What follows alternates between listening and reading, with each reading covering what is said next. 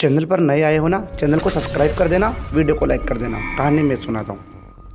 दोस्तों, यह कहानी भेजी है मेरे परम मित्र विशाल तोक्सा ने। इन्होंने इनके साथ हुई घटना को मेरे साथ समझाने की कोशिश की और मैं आपके सामने इस घटना को रखता हूँ। दरअसल ये कक्षा 9वीं में पढ़ा करते थे तब की ये घटना है। ये 5-6 दोस्त थे अपने ग्रुप के अंदर। इनको प्यार से मुन्ना कहते हैं। तो इसके ग्रुप में इनका नाम मुन्ना था। 4 दोस्त और थे, कपिल, विशाल, दिनेश और मुन्ना और एक राम अवतार। 4 थे। इनमें क्या है, कपिल थोड़ा ज़्यादा शरारती था, किसी की सुनता नहीं था। राम अवतार इनमें थोड़ा बड़ा था, समझदार था। तो एक दिन ये स्कूल से आए तो इनका अपना प्लान बना कि काम करते हैं, अपने गांव की जो पहाड़ी है ना उसके पीछे घूमने चलते हैं।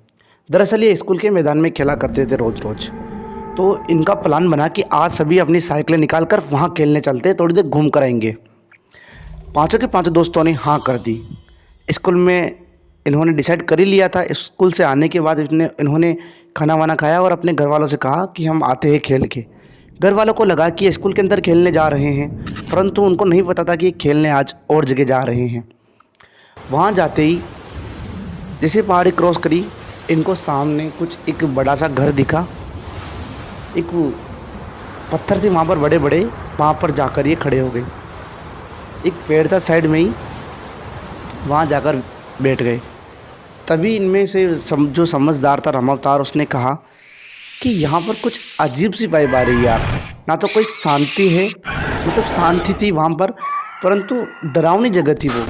उसने कहा यहाँ पर कुछ अलग ही वाइब्स आ रही है, मेरे को जाने क्यों पता नहीं क्या हो रहा है यहाँ पे। कपिल शरारत करते बोला, मेरे को तो ऐसा लगता है कि शमशान घाट है और हम शमशान घाट के अंदर घूम रहे हैं।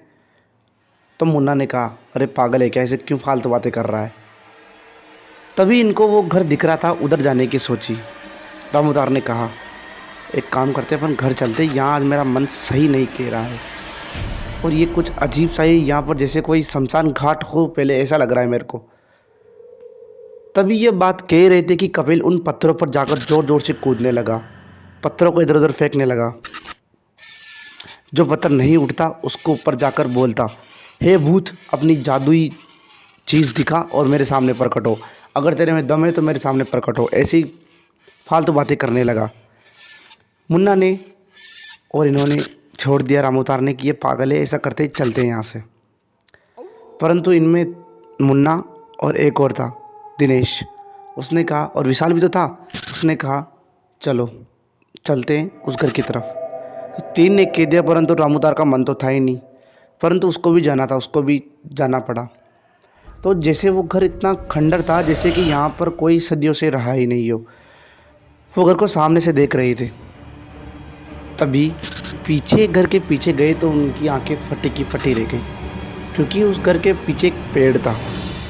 उस पेड़ पर नकली के बाल लगे हुए थे, औरत की साड़ी पहनी हुई थी, मतलब वहाँ पर लड़की का पूरा सामान था जो उस पेड़ के ऊपर लगाया हुआ था। तभी वहाँ पर कपिल पहुँच जाता है और उस बाल को छूता हुआ कहता है, अरे किस लड़की कपड़े, ये कौन है ये। तभी राम अवतार ने थोड़ा झटकारते हुए कहा, तू पागल है क्या, हर चीज़ को कैसे छू लेता है यार, हर बात मजाक। सभी ने हाँ में की, परंतु कपिल थोड़ा ज़्यादा ही शैतान था। तभी वहाँ पर एक डरावनी आवाज़ आई। वो ऐसी आवाज़ थी, उसको मैं आपको बता तो नहीं सकता, परंतु वो आवाज़ बहुत भयानक थी।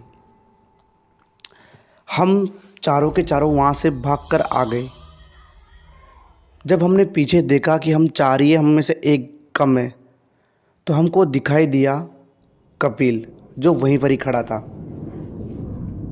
दोस्तों, उस समय हमने उसे इशारे से बुलाने की बहुत कोशिश की, परंतु राम अवतार को साइड में एक काला साया दिखाई दिया, जो कि उस घर के साइड में खड़ा था। उसने मेरे को, यानी कि मुन्ना को, और 2 और दोस्त थे उनको बताने की कोशिश की। चारों को साया साफ साफ दिखाई दे रहा था।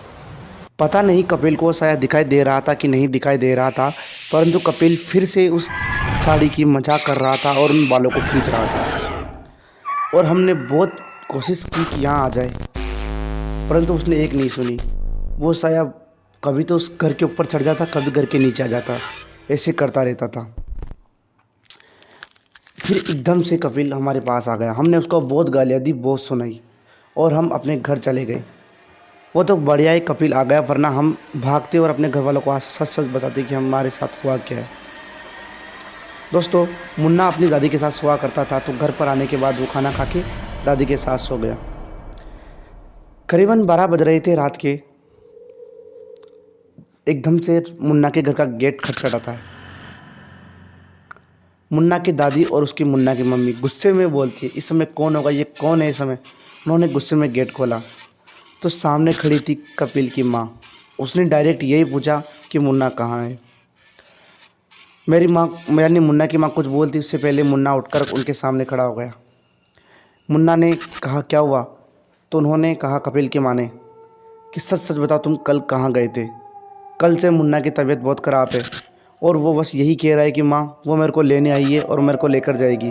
वो देखो माँ, वो वहाँ पर खड़ी है, देखो माँ प्लीज़ मुझे बचा लो, माँ वो मेरे को देख लो, ऐसे ऐसे कर रहा है वो। बताओ सच सच तुम कहाँ गए थे? उसकी माँ रोते हुए बोलती है। मैंने सोचा अगर हमने सच बताया तो आज हमको बहुत मार पड़ेगी। वहाँ पर पूरे आसपास बहुत सारे लोग एकत्रित हो गए, मोहल्ले के पूरे आदमी आ गए। मेरे पाँचों के पाँचों दोस्त, कपिल के अलावा मैं और मेरे 3 दोस्त और, वो भी वहाँ पर एकत्रित हो गए।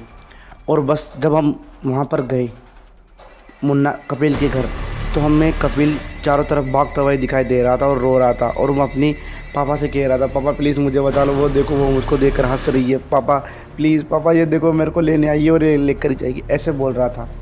तभी हमें जो समझदार था रामोतार, उसने पूरी घटना बता दी कि हम कल वहाँ पर अपने गाँव की पहाड़ी के पीछे घूमने गए थे और हमारे साथ ऐसा ऐसा हुआ। और ये तभी कपिल के पापा उसको हाथ पकड़कर कार में बिठाकर तीनों वहाँ से जल्दी से निकल गए, कपिल को लेकर भी। उस रात हमको बहुत मार पड़ी सभी दोस्तों को, क्योंकि हम से बहुत बड़ी गलती हो गई थी। हमको लगा कि कपिल एक दिन में अभी शाम तक, अब सुबह तक आ जाएगा, परंतु कपिल 1 दिन नहीं आया, 2 दिन नहीं आया, 3 दिन नहीं आया, वो आया 5 दिन बाद। जब हमने कपिल को देखा तो कपिल के अंदर बिल्कुल जान नहीं थी, बिल्कुल पतला सा, उसके अंदर बस आंखें हिल रही थी और वो बस बोल रहा था।